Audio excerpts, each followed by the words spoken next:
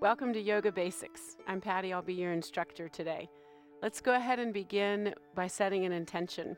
I invite you to bring your hands to your heart in what we call the prayer position, pressing your palms, thumbs, and fingers gently together and then pulling your shoulders gently apart until you feel the muscles around your heart lift and open.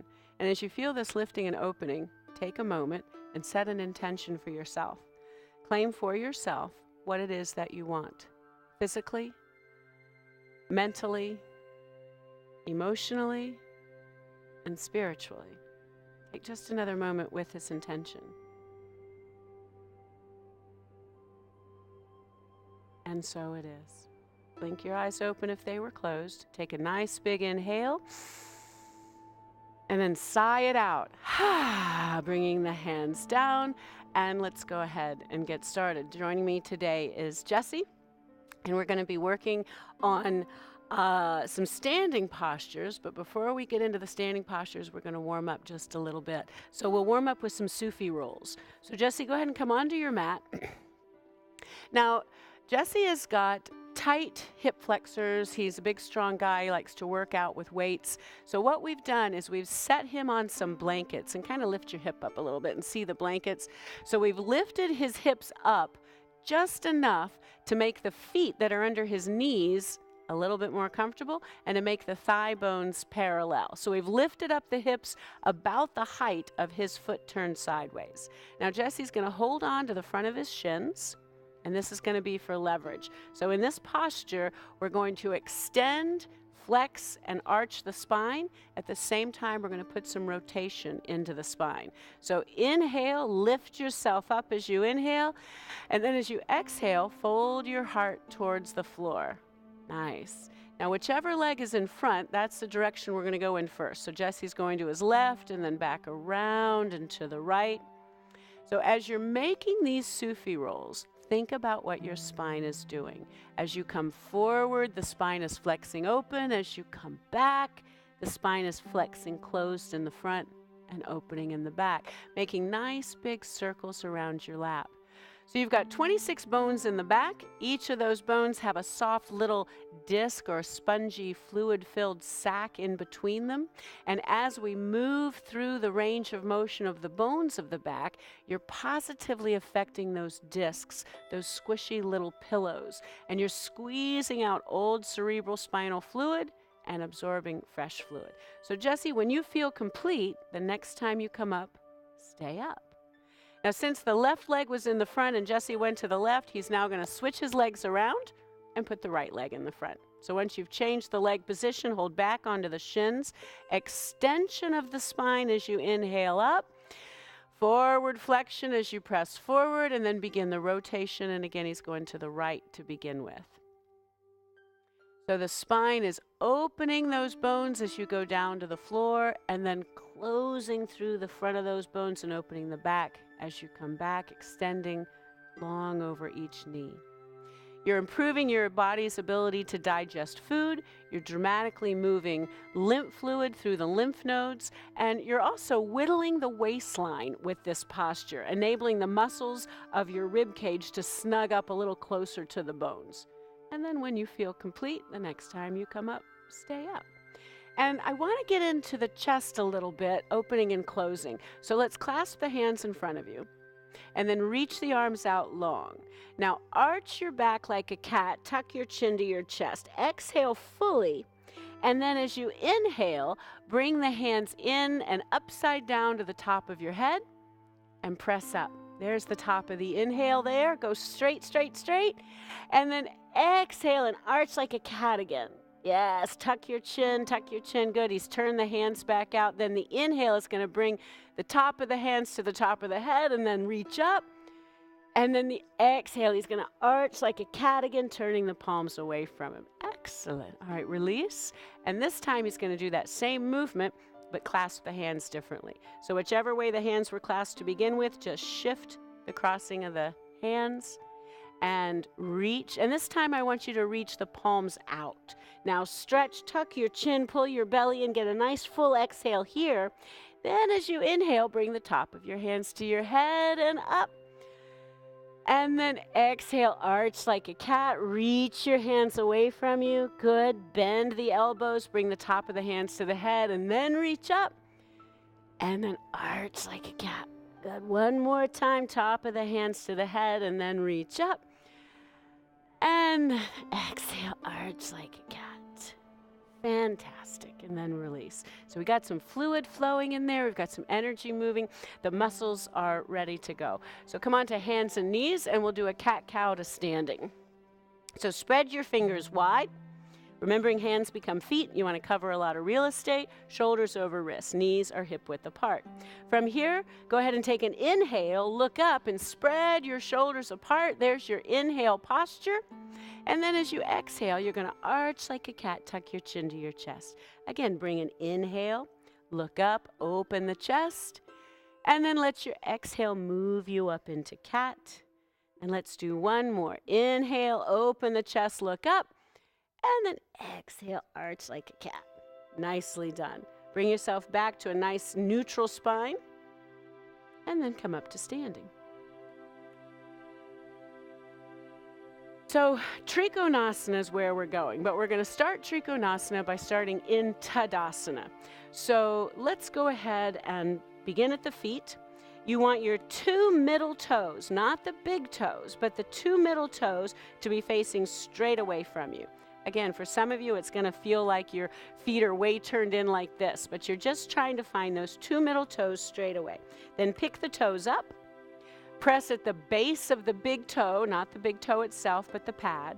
Then press at the base of the pinky toe, not the toe itself, but the pad and the foot. Then find the middle of your heel, engaging each arch under each foot. Then let the toes lay back down. Soften your knees, firm the midline. And when you firm the midline, it is the opposite of squeezing the buttocks because the midline is the middle of the body and the buttocks are part of the surface body. So you want to firm the midline by releasing through the buttocks, allowing the heads of your femur bones to continue to sort of spread away from each other.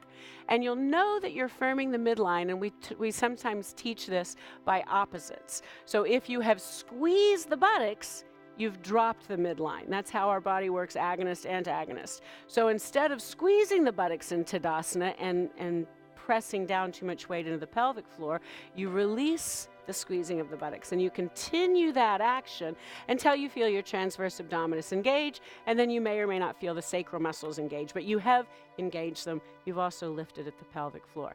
The sternum is rising towards your throat, always, wherever your throat is, let the sternum come towards it, not the opposite. The opposite would be throat to sternum, and that's the no. So sternum rises towards your throat, and your scapulas, the shoulder blades in the back, go towards your back waist. Your fingers reach for the outer balls of your ankles. Yes, your chin is parallel to the floor, lifting through the crown of the head as you press down with your feet. And ta-da, Tadasana. From Tadasana, we're going to build Trikonasana. So Jesse, step your right foot forward and step your left foot back. Now you want the center of the right foot, or the arch of the right foot, to bisect the center of the back foot, as if you had a line drawn down your mat. Allow your back toes to turn in just a little so that we can honor the position of the knee. Now you want to find the 3 points on the feet again. So with this forward foot, you might have to put a little more weight on the inner edge of the foot, the pad of the big toe pad of the pinky toe, middle of the heel. While holding that engagement of the foot, externally roll that thigh. You're going to feel sort of some tension happening in that forward leg. Then bring your mind to your back foot. On this, you might have to press a little more firmly into the outer edge of that back foot because you want to make sure you keep an arch.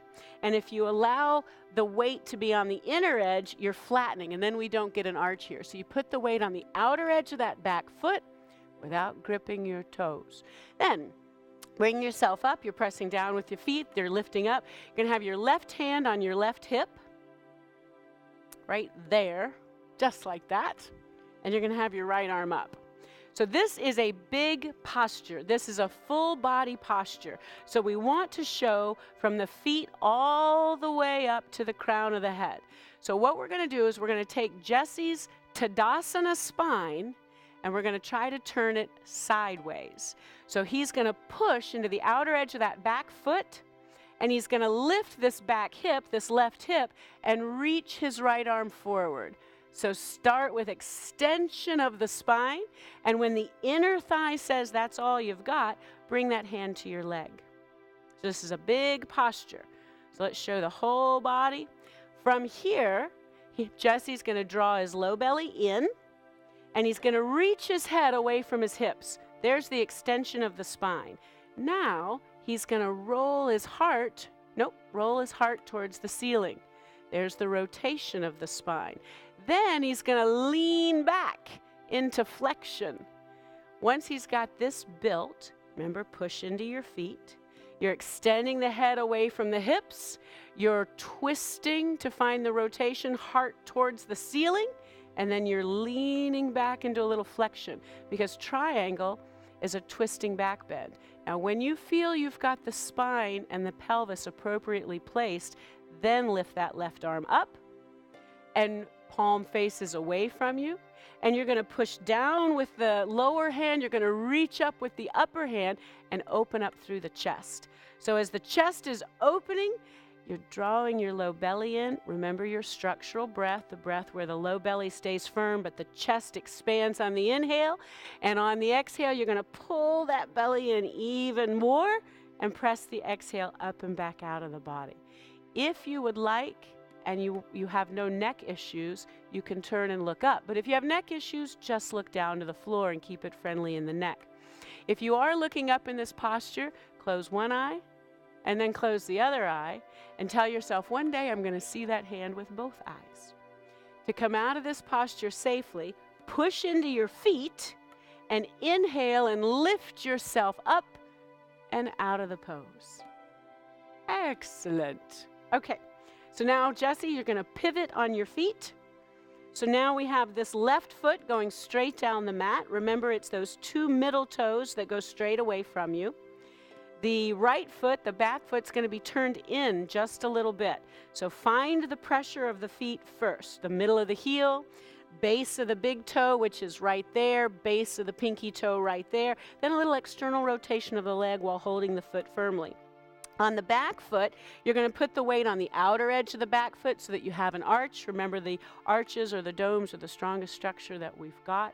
So you put the weight on the back foot, right hand, right hip. With your right hand on your right hip, lift your left arm up. So we're going to take Jesse's midline and we're going to turn it sideways. And we're going to do so by pressing into the outer edge of the back foot, lifting this back hip up and reaching this forward arm long. He's going to reach until his inner thigh says, that's all we've got. When the inner thigh says, that's all we've got, you just got an adjustment. Bring your hand down to the leg. From here, pull your low belly in and reach your head away from your hips. So we're extending the spine here. Then he's going to rotate his heart towards the ceiling. There's the rotation of the spine. And then he's going to lean back and look for flexion of the spine. Triangle is a twisting back bend. So when you've got your feet pressing firmly, the low belly drawing in, you've extended, you've rotated, and you've leaned back. When you're ready, lift that right arm up and stretch that hand up towards the ceiling as you stretch the down hand down, opening at your chest. Your low belly is in. Low belly's in when you inhale and fill the rib cage, and then the low belly is in even more on the exhale, as if you were zipping the exhale up and out. Very good. If you have neck issues, look down and keep it out of the neck. If you don't have neck issues, look up. And notice if you've got the same amount of cervical spine rotation on this side that you did on the other. So you close one eye, then you close the other, trying to set, so one day see that hand with both eyes.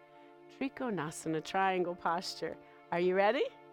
Press into your feet, inhale, and as you exhale, pull the belly in and lift yourself up and out of the pose. Excellent work. Good job. All right, come to your back. So Jesse's going to come to his back with his knees bent. Yes.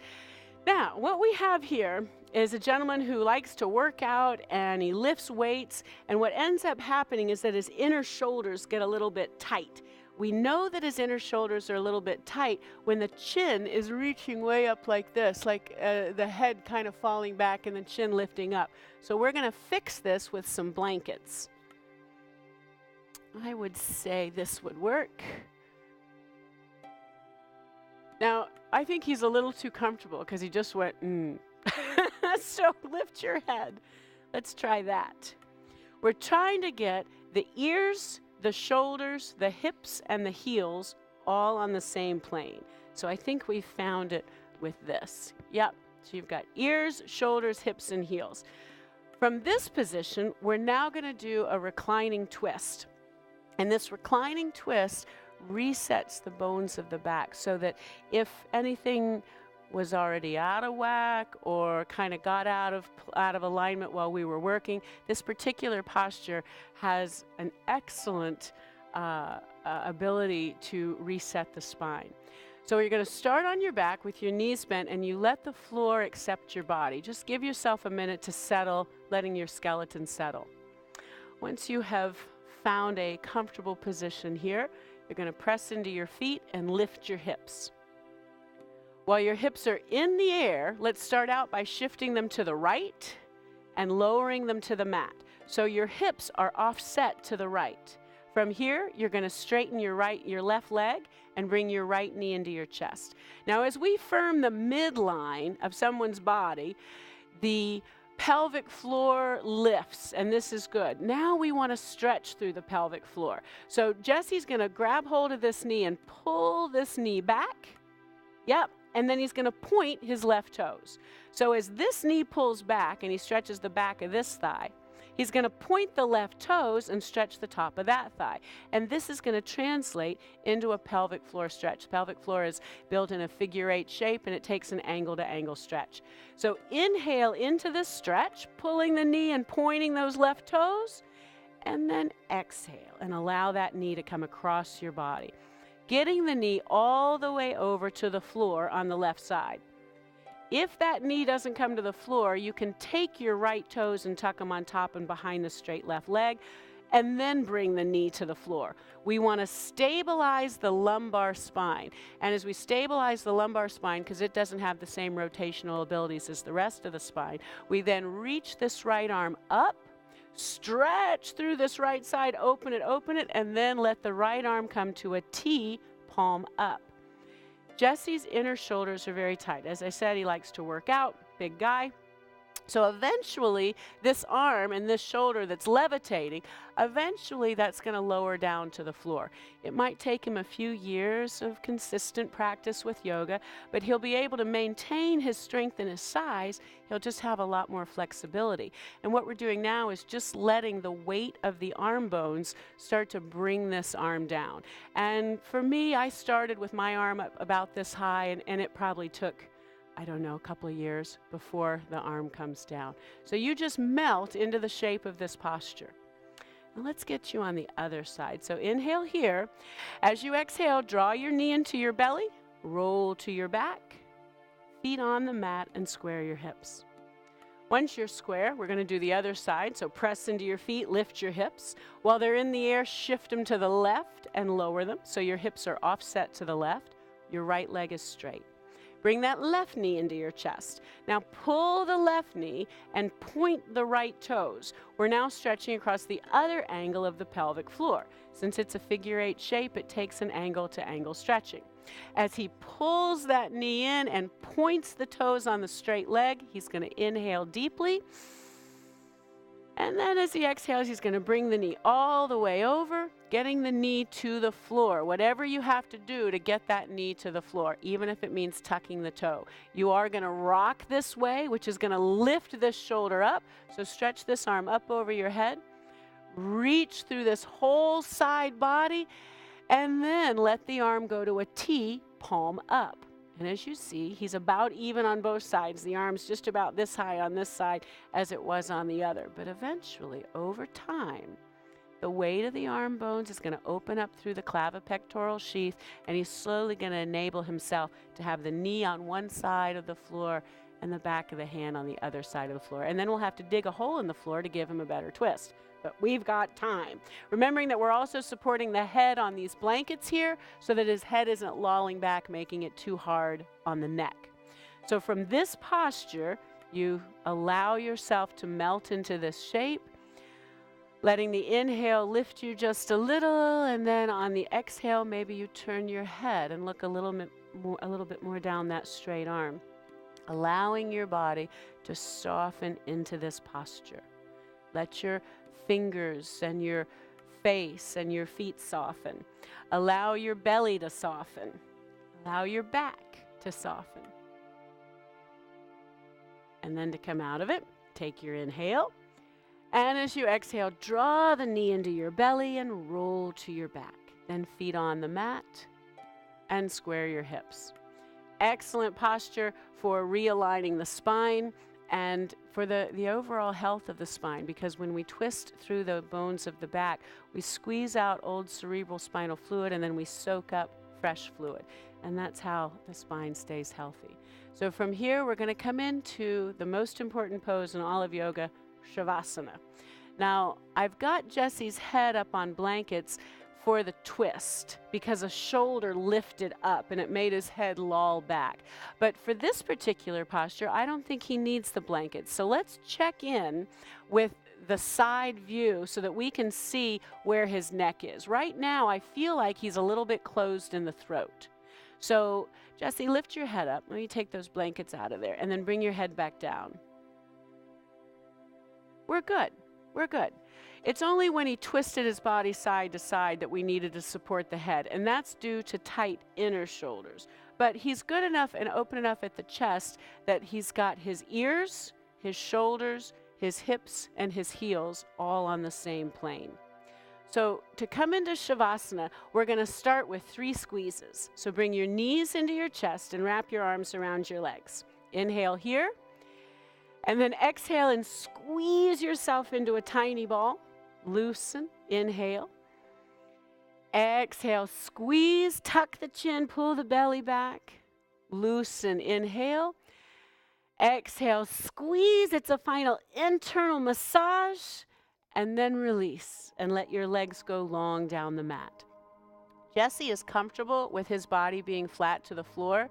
Had we been doing a lot of work in the low back, we might support his knees to give the low back a break. But as I said, he's comfortable in this position.